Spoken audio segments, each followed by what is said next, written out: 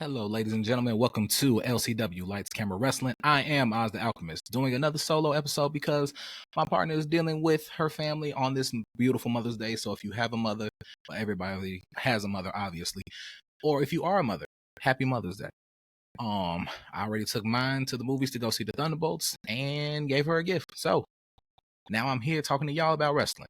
So here's what it is. We're gonna go through Raw, we're gonna go through SmackDown. Then we're gonna talk about Backlash. You might not necessarily like what I gotta say about Backlash, but it is what it is.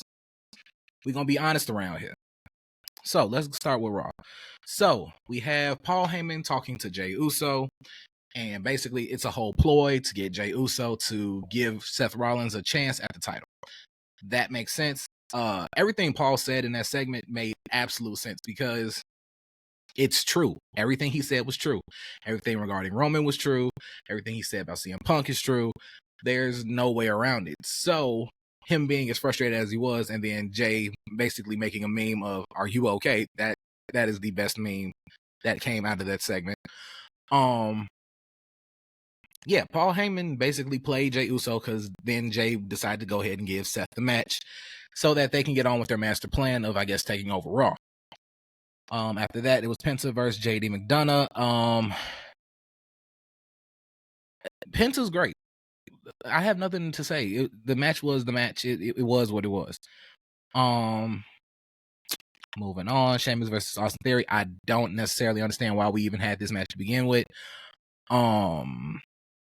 Sheamus showed up, beat Austin Theory. What are they doing with Austin Theory? That's my question, because you put him with Grayson Waller.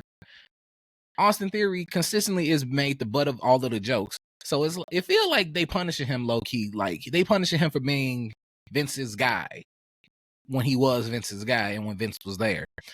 It feels like they're punishing him for that until they, eventually either let him go or push him. And hopefully they push him because the dude, he got it. He got skill. He got potential. So let it flourish. Then Becky Lynch and Lyra Valkyria. Don't really care for the feud. Never really cared about Lyra all that much until now, because now she actually has a personality because they're letting her talk, which is mostly the problem for most people that I don't like. If you don't let them talk and they don't develop a personality, I'm not going to rock with them. Lyra now is more endeared to me than she was before because I don't remember a time where she was talking and she was basically boring. And her going up against Becky for whatever she's going for the Intercontinental title, I don't necessarily understand why they chose Becky for this. I know they have some sort of history in that Becky is supposed to be her mentor / like the person she looks up to because they both come from Ireland and yada yada yada. But there are so many more people they could have used, like the active roster. There was no need to bring Becky back for this. Moving on, we got to Io Sky versus Roxanne Perez. And I'm going to say it all the time. Roxanne Perez can do absolutely no wrong. She did great in that match against Io. Io did amazing in that match. The whole match was great. Even the ending was great. The false ending, because they shook hands, like they had a respect for one another, and then Julia showed up and jumped Io, and then Rhea showed up, and now they're having another match on Raw. Okay, I'm going to be honest with y'all, and I know y'all might be upset. I don't care though.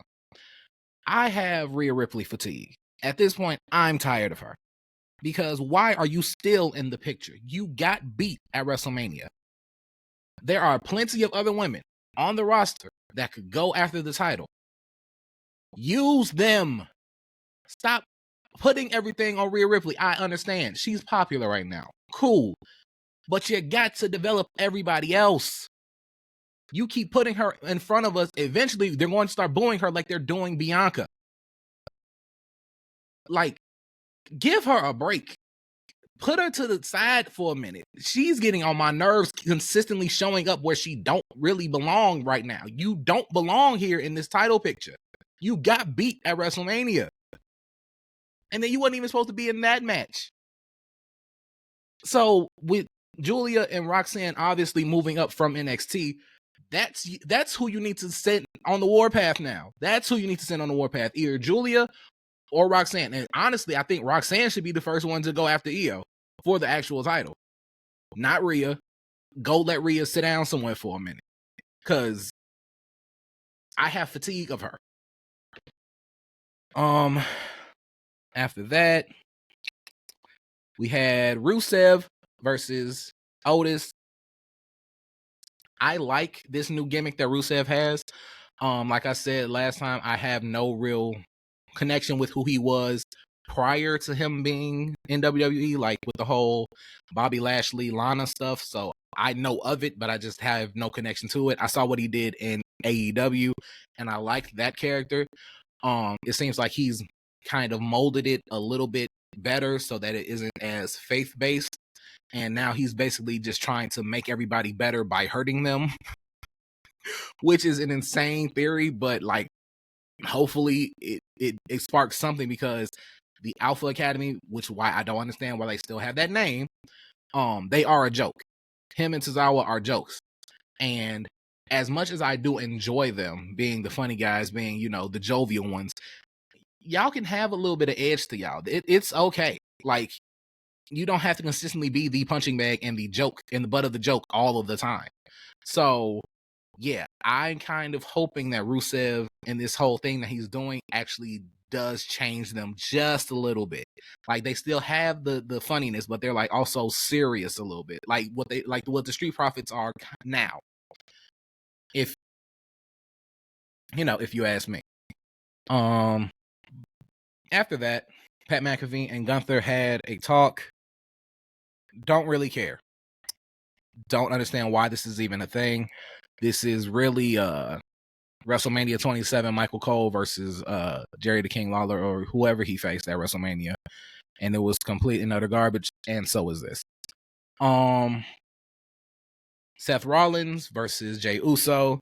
Seth Rollins wins. I mean, yeah, he won by disqualification. Yeah. This match was fire. Sammy showed up. CM Punk showed up. Braun Breaker was already out there with Paul Heyman. I don't exactly understand where this story is supposed to be going, because if Seth is supposed to be taking on everything that revolves around Raw and supposed to be like the new guide to the future, why would you go after the title this early and on Raw only to lose? And then now you're embroiled, I think that's the word, in a fight with CM Punk.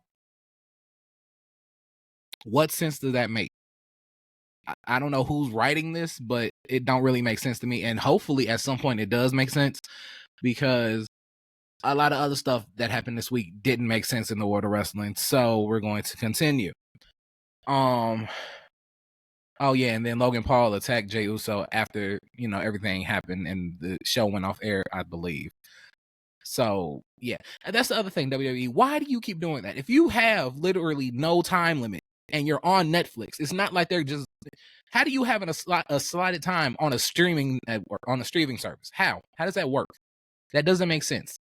Like everything else that happened this week, or at least a lot of stuff that happened this week. And let me just say this before we start SmackDown. SmackDown has been fire. I don't know who's writing SmackDown, but they need to get whoever's writing SmackDown to write for Raw, because it can't be the same team. It can't be, because SmackDown is firing on all cylinders. So it starts off with LA Knight and Damian Priest having an argument. Damian Priest is getting on my nerves because he's being a little poodle. I'm not gonna say the actual word that I want to say, but he's being a little poodle. He's been a little poodle this entire time. And it's kind of making me, side with Drew more, because you're being a poodle. You're acting like everything you said Drew is. That's exactly what you're doing. So LA Knight, Damian Priest versus Jacob and Solo, and they end up winning. And then after they win, Drew McIntyre comes out and kicks the hell out of Jacob. Look, y'all, I love Jacob. I love Drew. But if you're going to make me choose between them, I'm going to pick Jacob every time.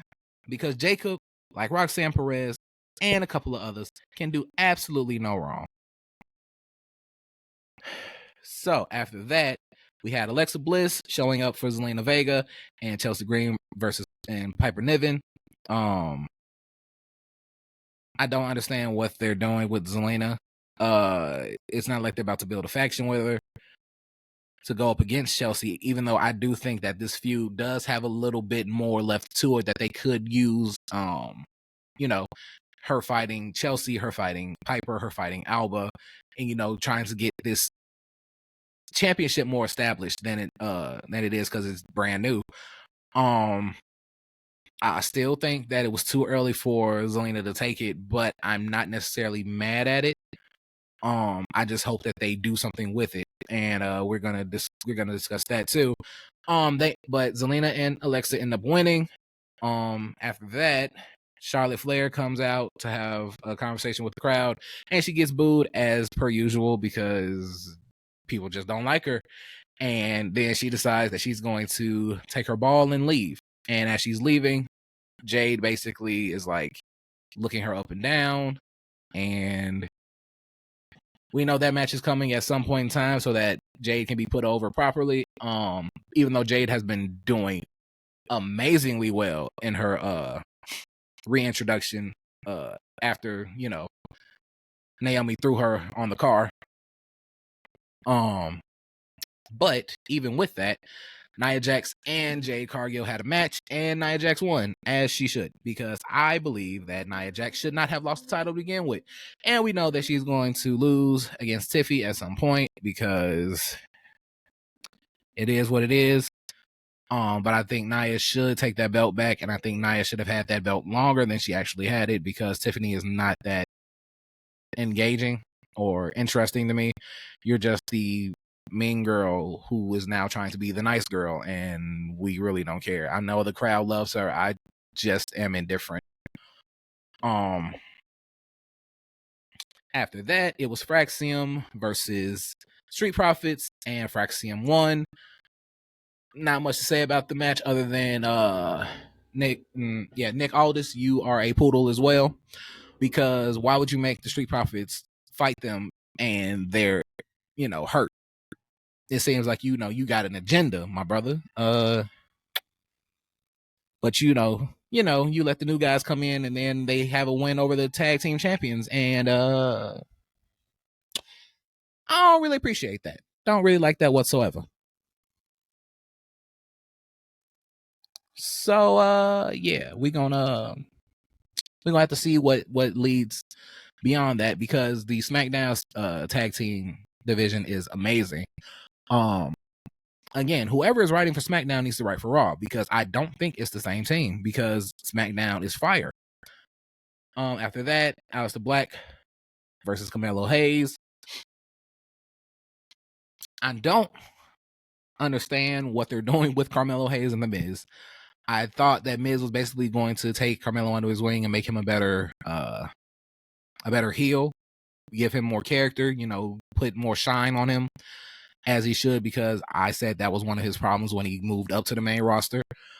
And I have been liking what him and Miz have been doing since, but you bring Aleister Black back so that he can basically whoop them. There's more people that he could go after right now. Like, using them as the punching bag, I don't get. But I guess I gotta wait and see, because this is only like second match back, so we gotta see where this whole storyline evolves to. Then it was Andrade and Rey Fenix versus Los Garza, and Andrade and Rey Fenix won. And then after the match, I want to say Humberto smacked Santos's hand away from him and left. And we knew it was coming. They're eventually going to break up, because Santos has a lot to say but ain't been doing much. So with that being the case, I am not sad to see them go. They were underwhelming as well. So I do want to see what they can do on their own, or at least, if they go the solo route and see if they can, like, capture my attention. But so far they really haven't. And then to end it all off, John Cena comes out, has a talk, I guess, and then gets RKO'd, or somebody tries to RKO him, but it's not Randy. And then Randy comes out, drops him before Backlash. And now we can lead to Backlash. And that's why I'm so, kind of put off by it, because Backlash was complete and utter garbage, if you ask me. 3 matches that were captivating, right? The opening match, there was no way that this match could fail, considering what Jacob Fatu and LA Knight did at WrestleMania. Then you add in Drew and Damian, who also had a fire match at WrestleMania. You put all 4 of them together, it's obviously going to work. So it being the opener needed to be the opener, because you sold me a bag of goods. That's all you did, because that was fire, the whole entire match. And then we get the introduction of Jeff Cobb. That's absolutely amazing. If you don't know, go watch a couple of Jeff Cobb matches on YouTube. That man is a monster. He is great, phenomenal. Solo has a new monster to basically, I guess, deal with Jacob now that Jacob is a little bit off the rails. And you can even tell that Jacob is looking at him like, I know you own something with this. I don't know what you own specifically, but I know you own something, because this don't seem right. Why did you bring him here? So I am now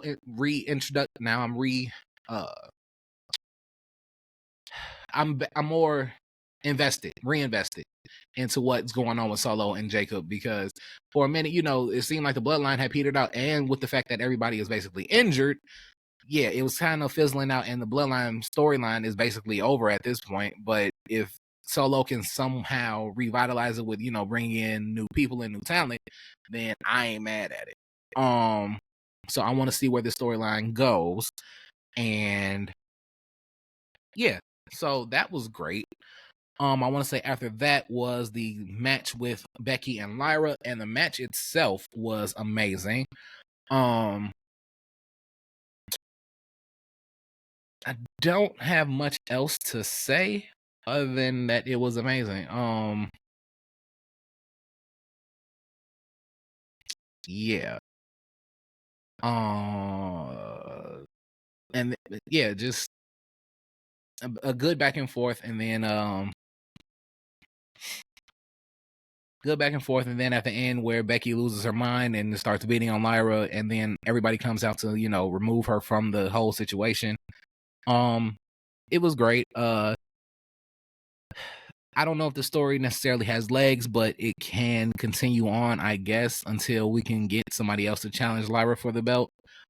Because it doesn't make sense that you brought Becky back for this. There was literally everybody else on the roster that you could use to consistently build up the Intercontinental title as being the workhorse title, which Lyra has consistently been the one to defend it and has consistently kept it.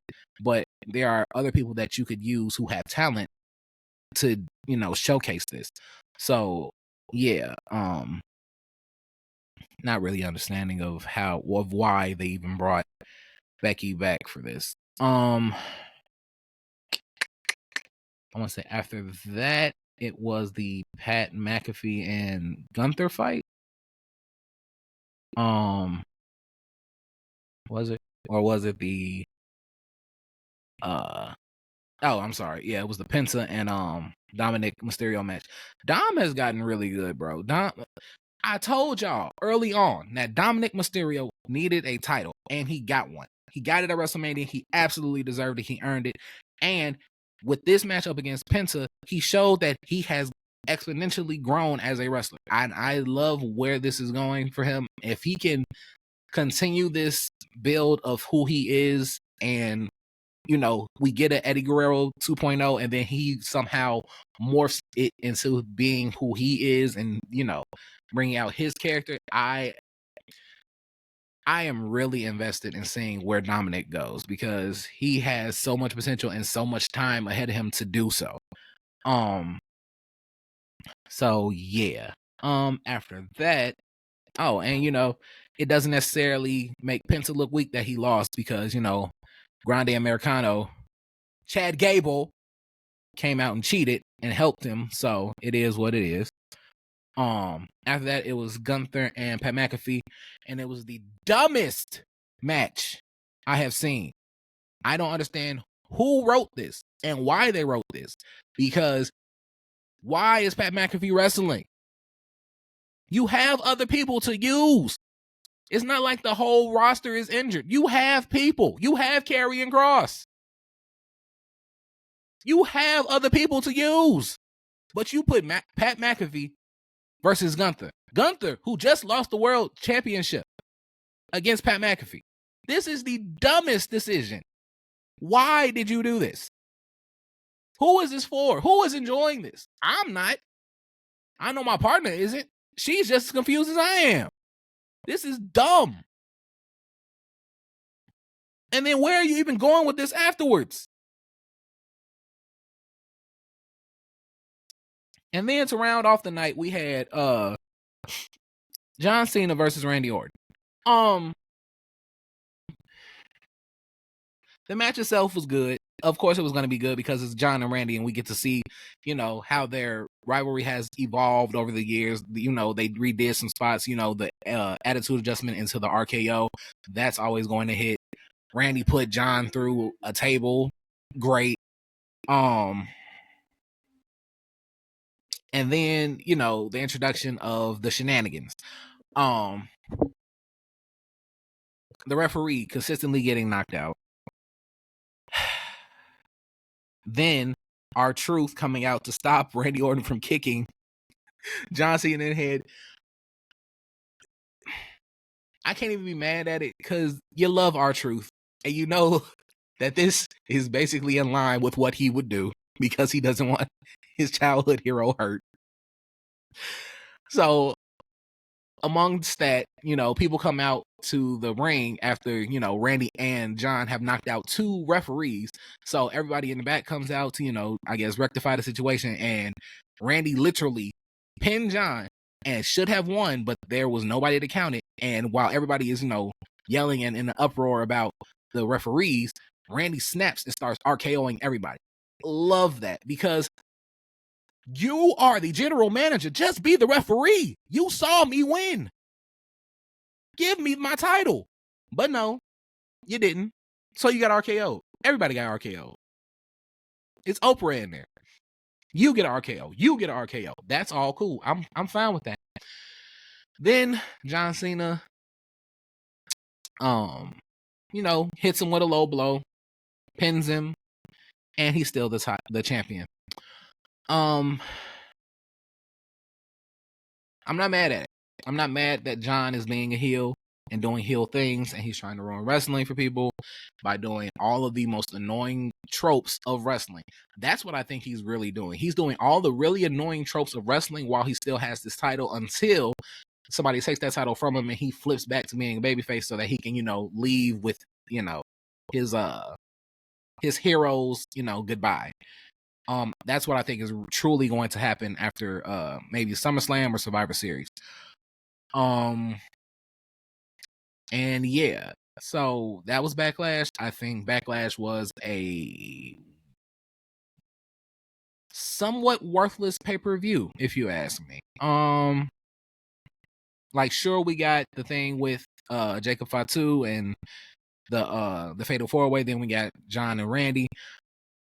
But everything else in between was unnecessary and could have kind of just been Raw matches. I liked what Dominic and Penta did because Penta's great and so is Dominic. But I didn't necessarily feel like, this was PLE worthy. And there were so many other things that should have been on the PLE. The other champions, they could have been on the PLE. The actual good storylines going right now, but I know you're probably saving it for whatever is next. I want to say it was Night of Champions.